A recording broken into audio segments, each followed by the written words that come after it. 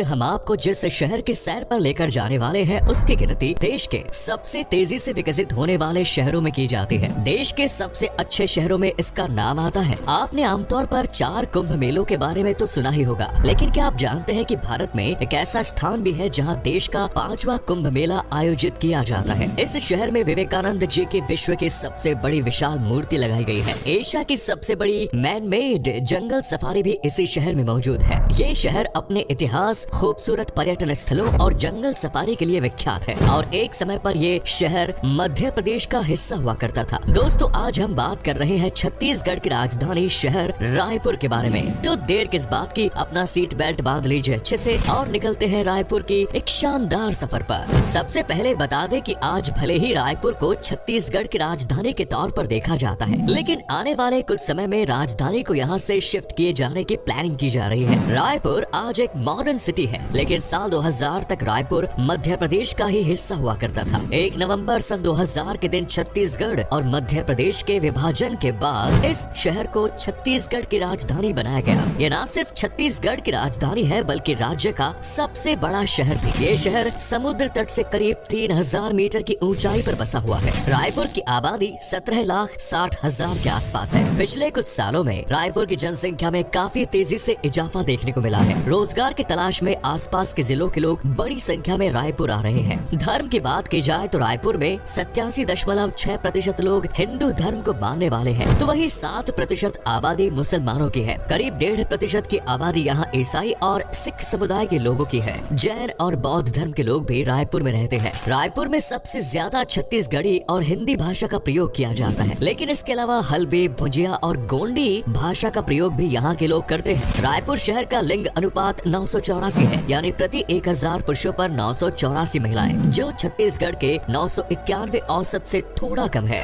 इस शहर का जिक्र कई पौराणिक ग्रंथों और वेदों में भी कई दफा किया गया है, जिससे अंदाजा लगाया जा सकता है कि ये शहर कितना प्राचीन है। इसका इतिहास वाकई में काफी पुराना है। वेदों के अनुसार रायपुर को सत्य युग में कनकपुर, त्रेता युग में हाटकपुर और द्वापर युग में कंचनपुर के नाम से जाना जाता था। लेकिन आज जो रायपुर हमारे सामने है, जिसकी स्थापना 14वीं शताब्दी में कलचरी वंश के राजा रामचंद्र ने अपने पुत्र ब्रह्मदेव राय के नाम पर की थी, रायपुर हैया साम्राज्य और दक्षिण कौशल का भी हिस्सा रहा है। कुछ इतिहासकारों का मानना है कि रायपुर शहर को पहली शताब्दी में बसा दिया गया था, लेकिन सबसे पुख्ता प्रमाण 14वीं शताब्दी के ही देखने को मिलते हैं। भोसले राजाओं के बाद रायपुर को ब्रिटिशर्स ने अपने अधीन ले लिया। रायपुर छत्तीसगढ़ का एक प्रमुख औद्योगिक केंद्र भी है। यहाँ पर स्टील और लोहे का उत्पादन बड़े पैमाने पर किया जाता है। प्राकृतिक संसाधनों के कई भंडार रायपुर में मौजूद है। साथ ही इस शहर में 800 से ज्यादा राइस मिलिंग प्लांट्स भी मौजूद है। चावल का उत्पादन रायपुर में बड़े पैमाने पर किया जाता है, इसीलिए कई बार इसे राइस बाउल ऑफ इंडिया भी कहा जाता है। दोस्तों, आपको बता दें कि रायपुर शहर से करीब 17 किलोमीटर की दूरी पर नया रायपुर शहर बनाया जा रहा है। इस शहर को अटल नगर का नाम भी दिया गया है। ये एक प्लैन्ड एंड ग्रीन सिटी होगी। यहाँ पर कई सारी इमारतों, भवन, स्कूल, कॉलेजेस, हॉस्पिटल्स, मार्केट और रेजिडेंशियल एरिया का निर्माण जारी है और आने वाले समय में इसे छत्तीसगढ़ की राजधानी बनाने की तैयारी की जा रही है। इस शहर में बिजली और पानी की व्यवस्था जमीन के नीचे होगी। यहाँ रिन्यूएबल सोर्स ऑफ एनर्जी का ज्यादा इस्तेमाल किया जाएगा। ये शहर छत्तीसगढ़ का एक प्रमुख कमर्शियल सेंटर के तौर पर भी विकसित होगा। यानी कुल मिलाकर छत्तीसगढ़ को एक बेहतरीन शहर की सौगात मिलने वाली है। लेकिन नए शहर में रायपुर की संस्कृति, इतिहास और परंपराओं का अभाव साफ तौर पर देखने को मिलेगा।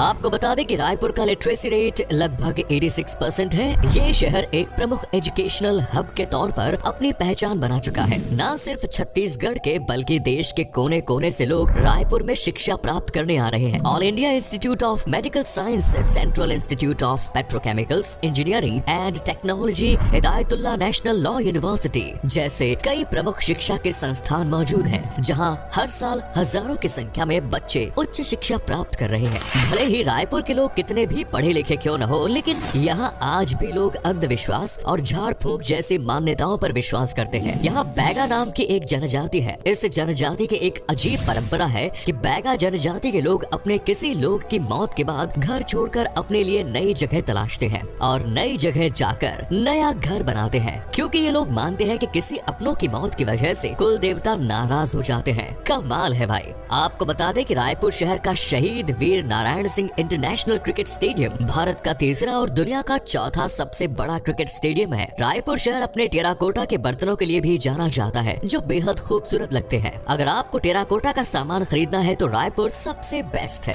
इस शहर को भारत के सबसे स्वच्छ शहरों की सूची में शामिल किया गया है। 2021 में छठे स्थान पर रखा गया है। यहाँ पर चारों तरफ आपको साफ सफाई देखने को मिलेगी। लोग अपने घरों के साथ साथ शहर को भी साफ रखना जानते हैं। साल 2019 के ईज ऑफ लिविंग इंडेक्स में रायपुर को 7वें स्थान पर रखा गया। दोस्तों, रायपुर शहर के बीच में सन 1995 में एक घंटाघर बनाया गया था। इस घंटाघर की खास बात ये है कि हर घंटे छत्तीसगढ़ की सांस्कृतिक ध्वनि सुनने को मिलती है। इस घंटाघर को घड़ी चौक और नगर घड़ी के नाम से भी जाना जाता है। ये घंटाघर लोगों के दिलों के काफी करीब है। आज तक कई फिल्मों में भी रायपुर शहर की खूबसूरती को दिखाया जा चुका है। रायपुर शहर की संस्कृति बेहद खास मानी जाती है। राउत नाचा, देवर नाचा, पंथी, बादकी और पंडवानी यहाँ के ये प्रमुख म्यूजिक स्टाइल और डांस फॉर्म्स हैं। रायपुर में फरवरी महीने के दौरान महानदी तट के करीब राजिम कुंभ मेला का आयोजन किया जाता है। हरिद्वार, इलाहाबाद, उज्जैन और नासिक के बाद इस मेले को 5वें कुंभ मेले के तौर पर जाना जाता है और इस मेले में बड़ी संख्या में लोग भाग लेते हैं। करीब 2 हफ्ते तक ये मेला आयोजित किया जाता है। इसके अलावा गौरी गोरा, पोला और तीज उत्सव जैसे फेस्टिवल्स का आयोजन भी रायपुर में धूमधाम से किया जाता है। रायपुर में दशहरे का त्योहार भी लोग बड़े ही धूमधाम के साथ मनाते हैं। साथ ही चंपारण मेला हर साल जनवरी और फरवरी के महीने में आयोजित किया जाता है। दोस्तों, रायपुर सिर्फ त्योहारों के लिए ही नहीं बल्कि अपने खान पान के लिए भी प्रसिद्ध है। फरा, मुठिया, अंगकर, रोटी, चौसेला रोटी, तिलगुड़ आदि यहाँ की पारंपरिक डिशेज मानी जाती है। अगर आपको स्ट्रीट फूड पसंद है तो रायपुर आपको जरूर पसंद आएगा। यहाँ पर आप लिट्टी चोखा, आलू टिक्की चाट, समोसा, भजिया, दही पूरी, कचौरी जैसे कई फ्रूट्स स्वीट का स्वाद ले सकते हैं। तो वहीं मीठे में इमरती, जलेबी, जलेबा और जो जलेबी का ही एक भाग है और जो स्पंजी रसगुल्ला, सूजी मिल्क टोस्ट जरूर ट्राई करें। साथ ही रायपुर की लठमार चाय का स्वाद भी जरूर लीजिए। अब वक्त आ गया है रायपुर की उन जगहों के बारे में जानने का जहां आप अपने दोस्तों और फैमिली के साथ घूमने के लिए जा सकते हैं। आपको बता दें कि रायपुर एक साफ सुथरा शहर है और सेफ्टी के लिहाज से भी ये शहर अच्छा माना जाता है। तो आपको यहाँ अकेले घूमने में भी कोई परेशानी नहीं होगी। नंदनवन जू एंड सफारी रायपुर की सबसे लोकप्रिय टूरिस्ट डेस्टिनेशन मानी जाती है। ये एक मैन मेड सफारी है जहाँ कई प्रकार के जानवरों को आप देख सकते हैं। यहाँ पर कुल 4 सफारी है। Herbivore safari, bear safari, tiger safari और लायन सफारी का आनंद आप अपनी सहूलियत के अनुसार ले सकते हैं। महामाया देवी मंदिर भी रायपुर में काफी प्रसिद्ध है। यह मंदिर करीब 900 साल पुराना माना जाता है। अगर आपको प्रकृति की खूबसूरती का करीब से दीदार करना है तो घाट रानी वाटरफॉल्स एक बार जरूर विजिट करें। ऊंचाई से गिरता झरना और उसकी ठंडी फुहारे जब आपके चेहरे पर पड़ेगी तो आपको सारा तनाव छूमंतर हो जाएगा। स्थानीय लोग और सैलानी गर्मियों के मौसम में यहाँ नेचुरल स्विमिंग पूल में नहाने आते हैं। वहीं स्वामी विवेकानंद सरोवर भी रायपुर में बेहद लोकप्रिय है। इसे बूढ़ा तालाब के नाम से भी जाना जाता है। आपको बता दें कि ये सरोवर 400 साल पुराना है। इस स्थान पर विश्व की सबसे बड़ी विवेकानंद जी की मूर्ति लगी हुई है जिसकी ऊंचाई 37 फीट है। शाम के समय में यहाँ का म्यूजिकल फाउंटेन और लेजर लाइट शो का आयोजन किया जाता है। अगर आपको सुकून के 2 पल बिताने हैं तो केवलया धाम जरूर आइए। ये एक प्रसिद्ध जैन मंदिर है जो सफेद संगमरमर से बना हुआ है। यहाँ पर कुल 26 मंदिर है जिनमें 24 मंदिर जैन धर्म के 24 तीर्थंकरों के हैं। आप एनर्जी पार्क भी एक बार जरूर विजिट करें। यहाँ रिन्यूएबल सोर्सेज का इस्तेमाल कर बिजली का उत्पादन किया जाता है और खोटी मुक्तांगन की खूबसूरती का दीदार भी आपको जरूर करना चाहिए। आपको बता दें कि इस आंगन का उद्घाटन एपीजे अब्दुल कलाम आजाद सर ने किया था। यहाँ पर छत्तीसगढ़ की संस्कृति की झलक आपको देखने को मिलेगी। साथ ही महंत घासीदास मेमोरियल म्यूजियम में भी आपको रायपुर और छत्तीसगढ़ के इतिहास के बारे में काफी कुछ नया जानने को मिलेगा। और आप चित्रकूट वाटरफॉल्स और इंद्रवती नेशनल पार्क जैसी जगह भी घूमने जा सकते हैं। अगर आपको घूमते घूमते थकान महसूस हो जाए तो आप अंबुजा सिटी सेंटर चले जाइए। ये इस शहर का सबसे बड़ा मॉल है। यहाँ पर आपको सब कुछ मिलेगा। दोस्तों, स्वामी विवेकानंद एयरपोर्ट के जरिए आप रायपुर तक पहुँच सकते हैं। साथ ही शहर में कुल 3 रेलवे स्टेशन है जिनमें रायपुर जंक्शन सबसे प्रमुख है। NH30 और NH53 रायपुर शहर से सीधे जुड़े हुए हैं। रायपुर पहुंचने के लिए कई शहरों से बस सुविधा आपको मिल जाएगी। आपको बता दें कि रायपुर घूमने जाने का बेस्ट समय सर्दियों का माना जाता है क्योंकि उस दौरान यहाँ पर घूमने के लिए एक अच्छा वातावरण होता है। चलिए अब आपको बताते हैं कितने पैसे खर्च करने पड़ेंगे आपको रायपुर के एक ट्रिप में। आप अगर 7 से 8 दिन की ट्रिप पर जा रहे हैं तो लगभग 17 से 18 हजार के आसपास खर्चा होगा जो कि काफी सस्ता है। तो ये था छत्तीसगढ़ का खूबसूरत शहर रायपुर। कैसा लगा बताइए कमेंट्स में। अगर आपने रायपुर की सैर की है कभी तो अपना एक्सपीरियंस हमारे साथ शेयर करें और वीडियो पसंद आया तो लाइक कीजिए, शेयर कीजिए, चैनल को सब्सक्राइब कीजिए। धन्यवाद।